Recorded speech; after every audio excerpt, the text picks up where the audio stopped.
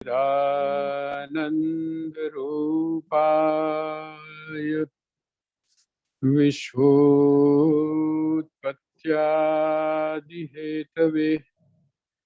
तापत्रय विनाशाय श्रीकृष्णाय वयं नमः। श्रीकृष्णाय वयं नमः। श्रीकृष्णाय वयं नमः। हरिओम जी, हम हरिओम। आगे शुरू करें तो प्लीज एक डाउट है, जब तक वो क्लियर नहीं होगा आगे समझ नहीं आएगा। आपने कल जी हमें जी परा प्रकृति और अपरा प्रकृति के लिए बारे में बताया। आपने जी कहा जी जो अपरा प्रकृति है वो जड़ है, वो जो आठों तत्व है जिससे हमारा शरीर बना है, मतलब हमारा शरीर जड़ है। और जो इसको सत्ता देता है अर्थात आत्मा, वो परा है। एम आई राइट? जी जी जी वो इसको सत्ता देता है। अच्छा, वो पांच तत्व तो हमें समझ आते हैं। अभी तक हमें लगता था कि मन, बुद्धि, अहंकार ये तो हमारा शरीर नहीं है। पर अब हाँ आप ये बताइए कि मन, बुद्धि, अहंकार भी तभी है जब तक हमारे शरीर में आत्मा हो। जी जी जी ये हाँ यही चलिए। यही आप हाँ समझा। हाँ जी जी बिल्कुल बिल्कुल बिल्कुल। अभी अभी इसी को हम लेते हैं। आ, सबसे पहले तो स्वागत है आप सभी का इस स्वाध्याय सत्र में। और हम जो चर्चा कर रहे हैं उसमें एक शब्द की तरफ आप थोड़ा सा ध्यान दीजिएगा। ये जो श्लोक है चौथा और पांचवा सातवें अध्याय का, इसमें एक शब्द है मैं। ये मैं का मतलब इसके ऊपर बिंदी नहीं है। संस्कृत में मैं शब्द का अर्थ होता है मम, मेरा। इसका मतलब ये जो मेरा शब्द का प्रयोग है, इसके साथ में एक शब्द और अंडर बिल्कुल जिसको बोलते हैं जुड़ा हुआ है। और वो कौन सा है आप अपने जीवन में ही देखिए। एक तो आप शब्द का प्रयोग करते हैं मैं, और दूसरा शब्द का प्रयोग करते हैं मेरा। तो जो मैं और मेरा है, जिस समय आप मेरा शब्द का प्रयोग करते हैं तो आप बड़ा क्लियरली एक संकेत दे देते हैं कि जो जिसको आप मेरा कह रहे हैं वो मैं नहीं। भगवान ने यहाँ पर ये संकेत एक दे दिया कि ये जो दोनों प्रकृति है, जैसा अभी हमने विचार किया इसके ऊपर कि जो पंच महाभूत हैं, पृथ्वी, जल, तेज, वायु और आकाश। आपने शायद एक चीज कभी देखी हो कि नहीं देखी हो, लेकिन हम लोग क्योंकि एक ऐसे कस्बे में थोड़ा सा डेवलप हुए, बुलंदशहर जाता था मैं पढ़ने के लिए। तो अब तो सारा कल्चर चेंज हो गया। वहाँ कचहरी पड़ती थी रास्ते में, कचहरी पड़ती थी। तो वो कचहरी में तरह तरह के जो लोग थे वो अपनी सामान को बेचने के लिए आते थे। तो वो जो बेचने आते थे वहां पर एक आता था, वो बड़ा अट्रैक्टिव मामला होता था। और वो क्या होता था कि जो अस्थि पंजर होता है ना, जो कंकाल जिसको हम बोलते हैं, तो वो कंकाल होता था। लेकिन उसमें जो उसने सेटिंग की हुई थी वो इस तरह से की हुई थी कि नीचे पानी था, और जब वो उसके नीचे बर्न करता था उसको, तो उसमें से जो भाप उठती थी, वो भाप थोड़ी देर के अंदर उसके पूरे जो हाथ और पैर जो होते थे उनमें घूमने लगती थी। और जब हाथ पैर में घूमती थी तो हम बच्चे थे, तो वो गोल चक्कर लगा के हम लोग बैठे हुए होते थे। और एक ही अट्रैक्शन होता था कि वो कब अपने हाथ और पैर चलाने शुरू करेगा। वो जो वाष्प था, अर्थात जो भाप थी, वो भाप का जो प्रेशर होता था उसको उसने इस तरीके से सेट किया हुआ था कि वो जो भाप था उसका प्रेशर वो उसको चलाता था। इसका मतलब क्या हुआ? इसका मतलब ये हुआ कि जो हमारा जो शरीर है, जिसको हम शरीर बोलते हैं, ये स्थूल शरीर, थोड़ा सा जब हम शरीर शब्द का प्रयोग करते हैं तो वहां पर हम ये भी चीज देख लें, स्थूल शरीर। स्थूल शरीर का मतलब ये जो हमको जो दिखाई दे रहा है, हाथ पैर, ज्ञानेंद्रियां और कर्मेंद्रियां, ये जो जो बाहरी गोलक, जिसको अगर जो वेदांत है, वेदांत में उसको गोलक बोलते हैं। जैसे आप बोलते हैं आंख, आंख का मतलब क्या हुआ? आंख का मतलब ये जो आंखें हैं, लेकिन ये आंखें रहें भी तब भी क्या ऐसी स्थिति नहीं आती कि हम देख नहीं पाते?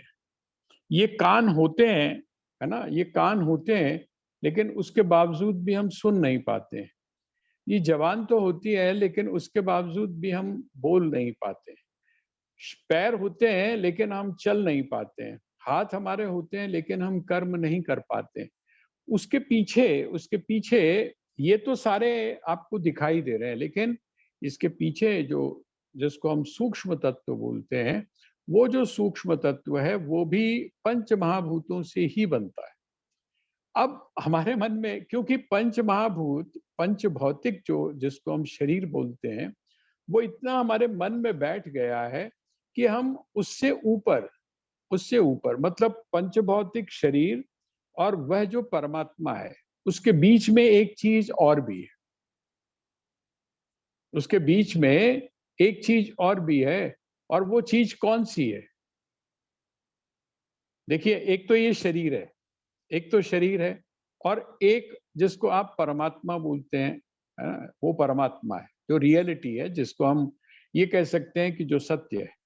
इसके बीच में भी एक शरीर है, एक एक चीज और है इसके बीच में। वो कौन सी है? वो है जीव, वो है जीव। अच्छा, अब हम वो जो जीवात्मा है, उस जीवात्मा का एक तो ये शरीर हो गया, लेकिन एक जो उसका अंतःकरण है, एक तो ये बहिर्करण हो गया। मुझे लगता है अब समझ आ रहा होगा। बहिर्करण का मतलब हो गया बाहरी टूल। बाहरी यंत्र कौन सा है? कहते हैं ये बाहरी यंत्र। ये आपको दिखाई दे रहा है तो ये बाहरी यंत्र है। और एक यंत्र कैसा है? एक यंत्र ऐसा है जो आपके अंदर है। जैसे जिसको आप मन बोलते हैं, इसके अंदर क्या आया? देखिए, भूमि रापो नलो वायु खम, ये बात तो आपको समझ में आ गई। पंच महाभूत तो आपको समझ में आ गए। लेकिन जैसा मैंने आपको कहा, आपको शायद मैंने पहले भी ये चीज बताई होगी कि अपंचीकृत पंच महाभूत और पंचीकृत पंच महाभूत। अपंचीकृत पंच महाभूत का मतलब होता है जो, वो जो महाभूत हैं, अर्थात ये जो, जिसको आप पंच महाभूत बोलते हैं, इनका जो विशुद्ध रूप, जिसको आप प्योर बोलते हैं। अब वो जो प्योर है, जो प्योरिटी है, वो प्योरिटी से भी कुछ बनता है। और जिस समय उसमें वो जो प्योरिटी है, उस प्योरिटी को आप गुण के हिसाब से क्या बोलते हैं? उसको हम बोलते हैं सत्व गुण। जो प्योरिटी है, इसका मतलब जिस समय उन पंच महाभूतों के साथ में सत्व गुण मिलता है, तो उससे कुछ चीजें बनती हैं। हमारा हमारा ये जो संसार है, जिसको आप जीव बोलते हैं, ये जो जीव है, ये जीव में कुछ चीजों का निर्माण होता है। उन चीजों में क्या क्या है? तो कहते हैं मन भी है आपका, उसमें थोड़ा सा और आगे बढ़े तो बुद्धि भी है, और उस बुद्धि के बाद में आपका अहंकार भी है। जिस तरह से ये जो पांच महाभूत हैं, जिनको हम जड़ बोलते हैं, आप देखेंगे, जड़ जड़ जो शब्द वस्तु है, जड़ वस्तु की क्या परिभाषा है? देखिए, जड़ में और चेतन के अंदर अंतर क्या होता है? कहते हैं जड़ और चेतन में अंतर ये होता है, जड़ वस्तु वो होती है जो दूसरों से प्रकाश मांगती है, दूसरों से उसको चेतना चाहिए। जैसे आपका इलेक्ट्रिक का जो वायर है, इलेक्ट्रिक का जो वायर है, ये जो वायर है, ये क्या है? ये जड़ है। ये जड़ है, ये जिसको हम वायर बोलते हैं ना भाई, इससे तार से जरा बच के रहना। अब जब आप कहते हैं जरा तार से बच के रहना, तो कौन से तार से बच के रहना? उस तार से बच के रहना जिसमें इलेक्ट्रिसिटी है। उस तार से तो बचने की कोई जरूरत नहीं है जिसमें इलेक्ट्रिसिटी नहीं है। वो जो जड़ वस्तु है उसके साथ में दूसरी चीज कौन सी जुड़ी हुई है? चेतन। जड़ का मतलब होता है जिसको, जो स्वयं प्रकाशित नहीं होता, जिसको प्रकाश के लिए दूसरे की आवश्यकता होती है, उसको बोलते हैं जड़।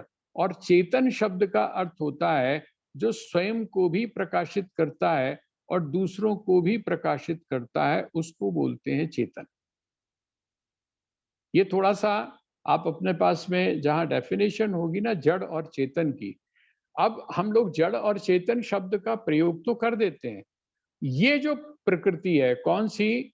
ये जो अ, अपरा प्रकृति है और परा प्रकृति है। ये जो 2 नाम जो भगवान ने बताए, तो वो कहते हैं कि ये जो है, ये परा प्रकृति क्या है? परा प्रकृति का अर्थ क्या है? ये जड़ प्रकृति है। इसको दूसरों से आप ये देखेंगे, आप अपना जो मन है, आपका जो मन है, उसको भी जब आप गौर से देखेंगे, अभी अ, जो आप जिसको हम बोलते हैं ना, मन का भी आप निर्माण करते हैं।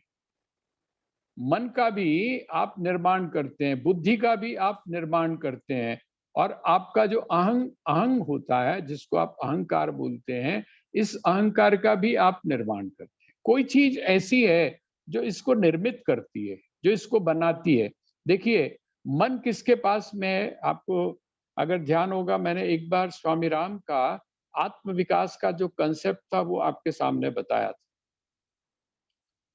जिस समय हमने कोशों की चर्चा की थी, नोट अगर आपने कहीं किया हुआ होगा, जिस समय हमने कोशों की चर्चा की थी कि पंचकोश होते हैं, उन पंचकोश में हमने आगे जाकर चर्चा की थी कि जो पशु है, जिसको आप पशु बोलते हैं, पशु के पास में मन है। पशु के पास में मन है, लेकिन बुद्धि है पर बहुत बहुत थोड़ी-सी है, सीमित है। बहुत सीमित है उसके पास में बुद्धि। इसीलिए वो अपने आप कोई डिसीजन उस तरह का नहीं ले सकता। अपने आप में जो डेवलपमेंट है, वो उस तरह से नहीं कर सकता। जैसे हम ज़्यादा से ज़्यादा जो गोरिल्ला को अगर कोई अक्षर सिखा पाए हैं, तो बहुत लिमिटेड है। लेकिन जो मनुष्य है, उस मनुष्य के पास में मनन की, उसके पास चिंतन की जो क्षमता है, वो कौन-सी है? वो बुद्धि है। और इसी मनुष्य के पास में एक और क्षमता भी है, वो कौन-सी है? अहंकार की है। इसको आप हम लोग हर तरह से देख सकते हैं। हम में किस समय अहंकार पैदा होता है, उसको भी हम साक्षी रूप में देख सकते हैं। इसका मतलब भगवान ये कहते हैं, ये जो मेरा है, जिसको मैं मेरा बोल रहा हूँ, वो मेरा अगर आपको एक्टिव भी दिखाई दे रहा है, अगर आपको ऐसा भी दिखाई दे रहा है कि वो चेतन है, लेकिन वो वास्तव में चेतन नहीं है। ये कौन है? तो कहते हैं ये सब कुछ जड़ है। मैंने आपसे कल एक उदाहरण भी दिया था कि जिस समय मनोचिकित्सक आपको कोई चीज़ देता है, ऐसा क्यों होता है? बहुत पहले एक एक मैंने आपको अभी बिल्कुल बड़ा प्रैक्टिकल सा उदाहरण दिया था कि एक हमारे अपने परिवार के ही हैं, उनकी जो वो थी बहन, मतलब जो उनकी धर्म पत्नी थी, उनको सुसाइड टेंडेंसी डेवलप हो गई थी। अब वो जो सुसाइड टेंडेंसी डेवलप हुई, उसका कारण क्या था? उसका कारण ये था, शरीर में किसी भी चीज़ की कमी।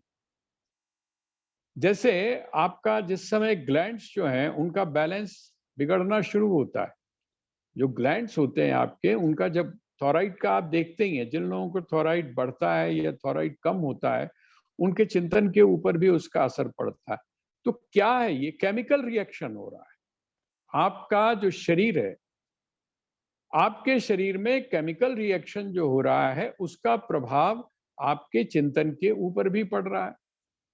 आपके मन के ऊपर भी पड़ रहा है और यहाँ तक है कि आपका जो ईगो है, आप एग्रेसिव बिहेवियर जिस समय ऐसे पेशेंट्स का देखेंगे और उनको एक इंजेक्शन जिस समय आप देते हैं, तो वो जो उनका बहुत एग्रेसिव बिहेवियर होता है, वो कंट्रोल हो जाता है। ये सारी चीजें हमको क्या बताती हैं? ये बताती हैं कि ये सारा का सारा कौन सी है? कहते हैं ये जड़ प्रकृति है। जड़ प्रकृति का मतलब आप वैसा मत समझिएगा जैसा एक पत्थर होता है, पत्थर को हम लोग जड़ मानते हैं ना, और पत्थर से आगे जिस समय हम चलते हैं तो हम बोलते हैं कि चेतना का विकास हो रहा है। जैसे वृक्ष जो है उसको हम चेतना का विकास मानते हैं। वृक्ष से ज्यादा जिसमें विस्तार है वो है पशु, पशु से ज्यादा जिसमें विस्तार है वो है मनुष्य, मनुष्य से ज्यादा जिसमें विस्तार है उसको हम बोलते हैं देवता। ये सारी चीज और दूसरी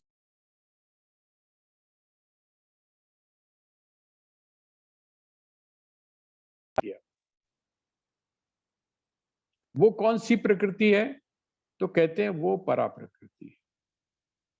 और आपने इसमें एक देखा होगा कि जीव भूता महाबाहो, जीव भूत, जीव का मतलब क्या होता है, यह जीवती सजीव, जो जीता है, जो जीता है अर्थात जिसमें एक जीने की प्रक्रिया है उसको हम जीव बोलते हैं। जैसे हम बोलते हैं प्राणी, अब प्राणी शब्द का अर्थ क्या हुआ, प्राण, जैसे आप बोलते हैं ना प्राणी, प्राणी शब्द का अर्थ क्या, आप पत्थर को प्राणी नहीं बोलते, ठीक है। हमारी एक गलती है कि हम जो है हम इसको भी प्राणी नहीं बोलते हैं। जो उद्भिज होता है अर्थात जो वृक्ष होता है उसको भी हम क्या बोलते हैं, उसको भी हम प्राणी नहीं बोलते। अभी मैं एक जगह न्यूज़ पढ़ रहा था, यहाँ तो पता नहीं चला हमको कि वट उसका वट सावित्री का व्रत था, शायद मेरे ख्याल से कल रहा होगा वट सावित्री का। तो वट सावित्री का जो व्रत था, अब की बड़ा अच्छा प्रयास किया गया, कई जगह पर एक प्रयोग उन्होंने किया। उन्होंने क्या किया कि वट सावित्री में उन्होंने वट के वृक्ष का रोपण किया, इसकी अपेक्षा कि वट के चारों तरफ घूमे, अच्छी बात है, उसका भी कारण है, लेकिन उन्होंने क्या किया, वट के वृक्ष का आरोपण किया अर्थात उसको उन्होंने लगाया। किस लिए लगाया, वो जो हम करते हैं तो वो इसलिए लगाया करते हैं, परिक्रमा जो करते हैं वो इसलिए करते हैं कि हमारा जो परिवार है ना, वो परिवार जो है संपन्न रहे, हमारे जो पति है उसकी आयु की वृद्धि हो, ये सब चीजें मतलब परिवार की दृष्टि से हम करते हैं। अब आप सोच कर देखिए, अभी तो हम पीछे भुगते हैं ना, हमको सबसे ज्यादा किल्लत किस चीज की थी, ऑक्सीजन की किल्लत थी। और ये जो वट वृक्ष है, इस वट वृक्ष की खासियत क्या है, इसकी खासियत यही है, हमने हमने इसको भी प्राणी नहीं माना। हमारे हमको तो जिस समय उन्होंने जगदीश चंद्र बसु ने कहा कि नहीं भाई इसमें भी प्राण होते हैं, तब हमको समझ आई, नहीं तो हम अपने बुजुर्गों की बात पे हंसा करते थे कि भाई रात के समय वृक्षों को हाथ नहीं लगाना चाहिए, क्यों, क्योंकि ये सो रहे होते हैं। हम सोचते थे अरे ये भी कोई सोते हैं।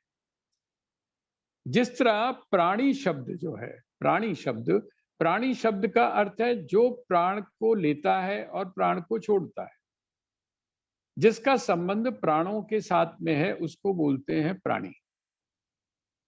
इसी तरह जो जीव हम बोलते हैं, जीवती, जो जी रहा है, जो जी रहा है उसको हम क्या बोलते हैं, जीव।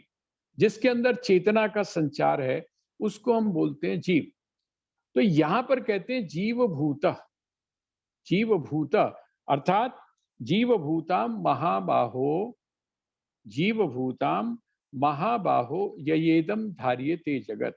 भाई जो जड़ वस्तु है उस जड़ वस्तु को धारण करने के लिए पृथ्वी जल तेज वायु आकाश, इसको धारण करने के लिए तो कोई ना कोई तत्व चाहिए ना। अब आपको, आप जरा सोच कर देखिए, जिस समय आप कहते हैं कि हम एक जो ब्रह्मांड है हम जो एक ये जो सर्कल हमारा चल रहा है पृथ्वी का और ग्रहों का, हम में उसकी भूमिका, अच्छा सब कैसे हैं, क्या सबकी स्थिति ऐसी है जैसे कि गाड़ियां जो हैं वो ट्रैक पे चल रही होती,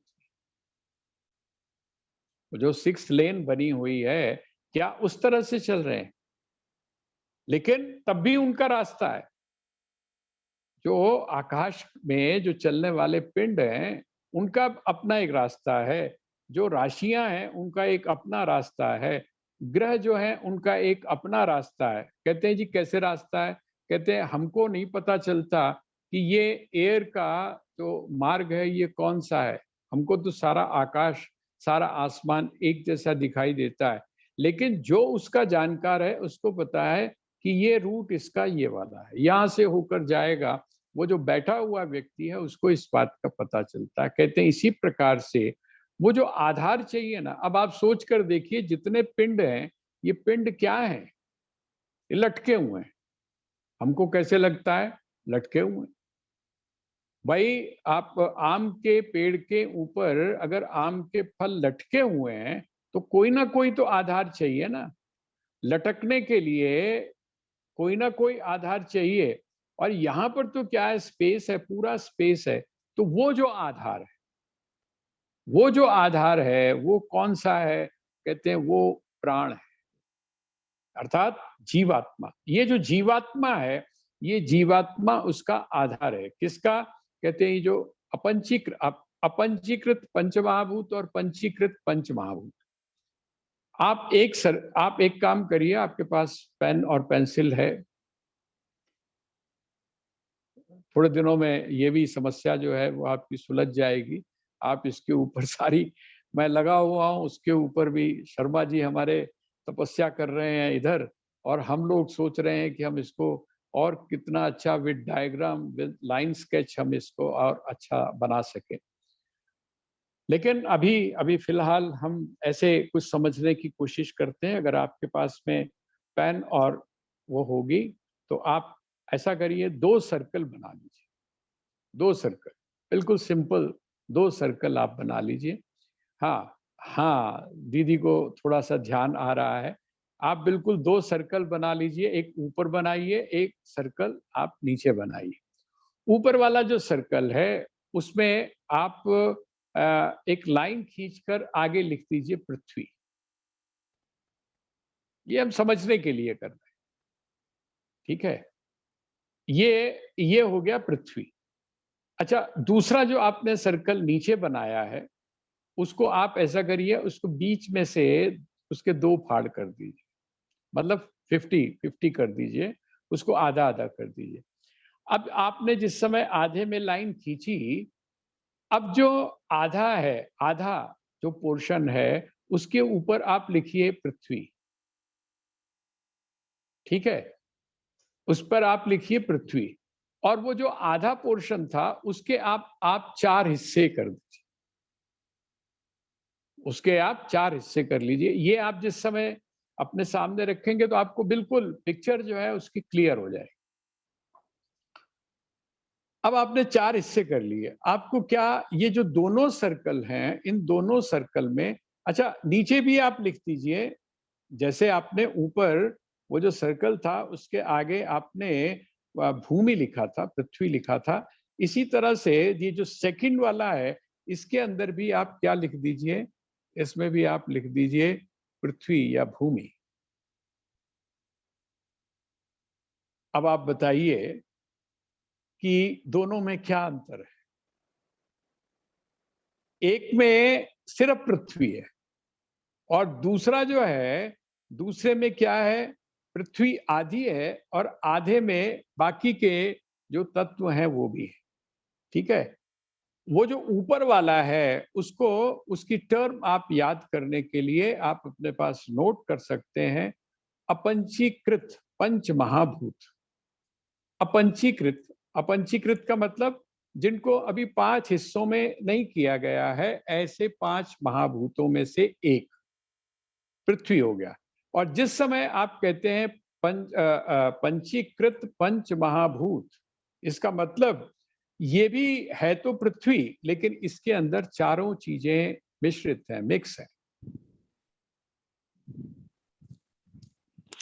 ये जो पंच महाभूत हैं, इन पंच महाभूतों से जिससे सृष्टि होती है, ये जो जगत बनता है, जिसको हम पृथ्वी बोलते हैं, जिसको हम वायु बोलते हैं, जिसको हम 5 महाभूतों के रूप में बोलते हैं, वो कहते हैं ये अपंचीकृत जो पंच महाभूत हैं, उनसे हमारी ज्ञानेंद्रियां बनती हैं। और जो पंचीकृत पंच महाभूत हैं, उनसे हमारी कर्मेंद्रियों का निर्माण होता है। ज्ञानेंद्रिया और कर्मेंद्रिया और मन, इन सब का निर्माण किससे होता है? इसी से होता है। यही कारण है कि आपको अच्छा आप